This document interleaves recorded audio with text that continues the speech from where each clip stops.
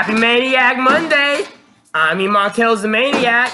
The wild child's behind me acting up per usual. And this is your Week 6 NFL recap.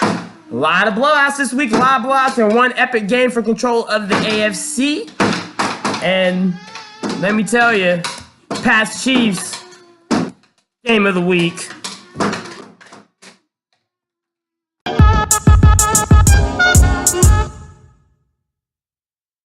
And yes, sir, what a game of the week it was. Hate the Pats, hate the Chiefs.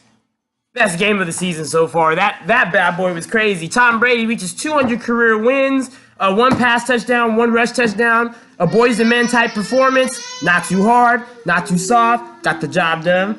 Patrick Mahomes, I will forever call this man Patrick Mahomes. I never call him Mahomes, ever.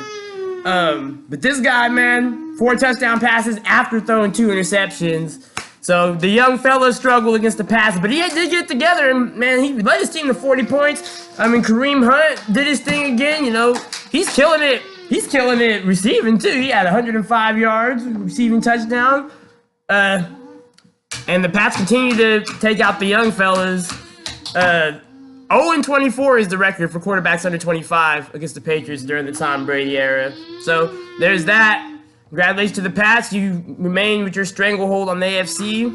Goddamn you, Tom Brady. Congratulations on 200 wins.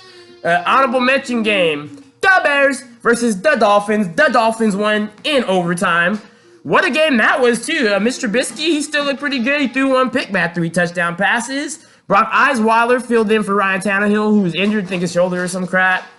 380 yards for him. That was a career high. Though he threw 2 interceptions, he did throw 3 touchdown passes as well. In the win, OT got pretty dicey as Kenyon Drake fumbled right before he got into the end zone.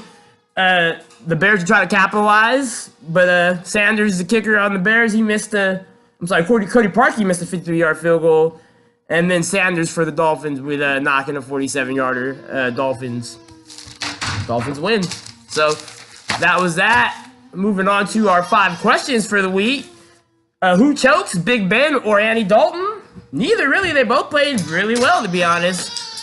Big Ben just pulled it out with the 31-yard touchdown strike to Antonio Brown with 10 seconds left. So it wasn't who choked. It's really who stepped up in the end, and that was just Big Ben. He had the ball last, and that's how it went.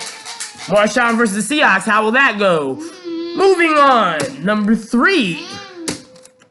Are the Bears the real deal? I mean, they lost yesterday, but they lost in overtime, and they played a heck of a game against a team that matched up well with them, that needed to win badly. Just because they lost doesn't mean they're not the real deal. It just means it remains to be seen. What's up, wild child? What's happening?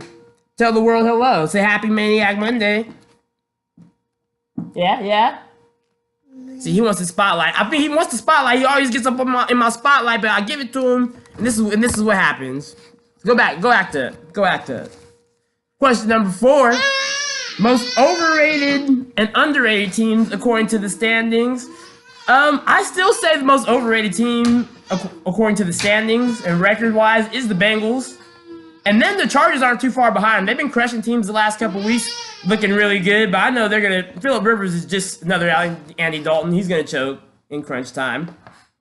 And now the Redskins. The Redskins are now 3-2, I believe. 3-2, 4-2, something like that. They're over 500, looking good, you know, outweighing Father Time or whatever, but at the end of the day, I still don't see them making the playoffs. Most underrated teams to me, no doubt, the Falcons are the most underrated by the record. 2-4 looks like a bad record. Atlanta Falcons can still run the table, I think, and be 12-4, 10-6 or something, still make the playoffs. So I'm not worried about the Atlanta Falcons. And lately, creeping up on me, Houston Texans started out 0-3. They've won their last 3. They're now 3-3. And they're pretty much killing it, dude. That defense is hard to stop. Look, wild child, all up in my space again. You know how hard it is to run a TV show, a fake TV show on your Spirion laptop when you have a child just running wild. It's really hard. Boom. Question number 5.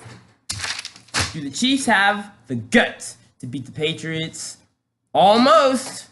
They had the nerve to try, I'll tell you that. Did they have the guts to do it? Didn't get done. Sure did have the nerve to try, and it was a heck of an effort. So, No fault in them there. Also, that was the game of the week. If you want to vote for your game of the week, check out NFL Passion, the good, the bad, and the ugly. Man2437.hubpage.com. You pick your game of the week, which game you like the most from Sunday's action.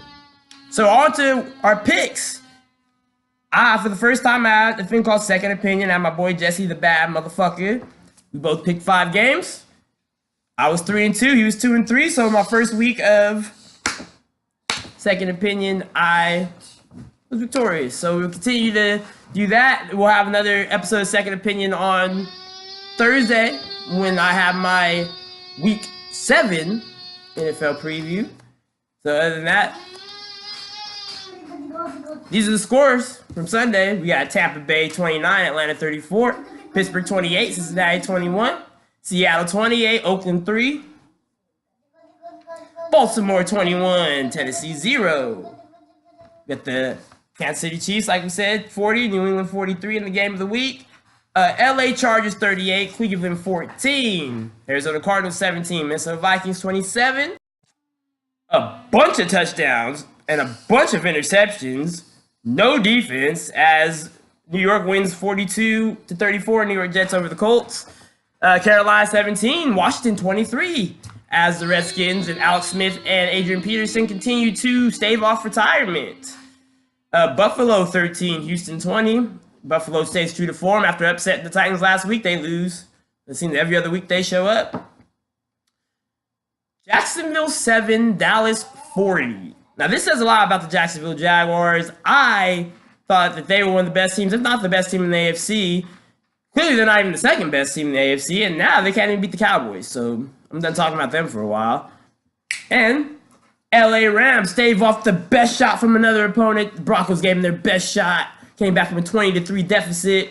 Ended up losing 23-20 to the Rams. The Rams still undefeated. And that brings me to my bad mother. Shut your mouth of the week. Give them the chills with the steel. One shot, one kill. Give them something to feel. You want the spotlight, but you ain't ready to fight the warlord to the death, so you'll be easy to smite. So cut your losses, chump. Hi, girly boy. Why would I go in any other direction? How could I? 208 yards rushing, 2 touchdowns, continues to absolutely destroy every defense. 3 touchdowns last week, 5 in the last 2 weeks. The Rams are the best team. I'm still saying they're the best team. They're taking everyone's best shot. They're pulling out the victories.